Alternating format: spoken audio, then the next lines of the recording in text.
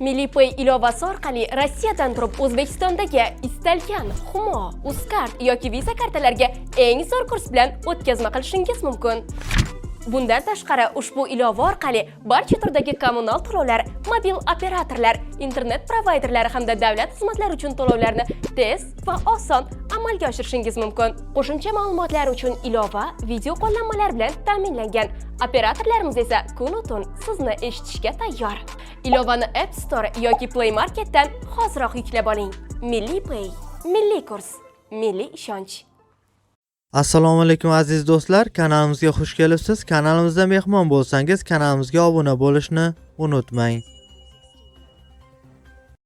Markaziy bank tomonidan belgilangan xorijiy valyutalarni O'zbek so'miga nisbatan 3-dekabr kuni uchun amal qiladigan qiymatini e'lon qildi. Unga ko'ra dollarning rasmiy kursi 14 so'mga pastlab, 1 AQSh dollari 11.880 so'm tashkil etdi. Bundan ko'rinadiki, 100 AQSh dollari 1.188.093 so'mga teng bo'ldi. Yevro kursi esa 31 so'mga pastlab, 1 yevro 13.794 so'm tashkil etdi. Bundan ko'rinadiki, 100 yevro 1.379.495 so'mga teng bo'ldi.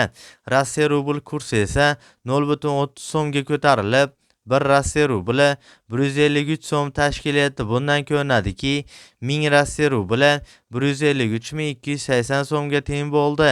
Qozoq tangasi esa 0.25 so'mga ko'tarilib, 1 qozoq tangasi 23 so'm tashkil etdi. Bundan ko'rinadiki, 1000 qozoq tangasi 23.440 so'mga teng bo'ldi. Eslatib o'tamiz, har kunlik dollar, yevro, rubl hamda qozoq tanga kurslarini kuzatib borishni istasangiz, kanalimizga obuna bo'lib, qo'ng'iroqcha tugmachasini bosib qo'yishni unutmang.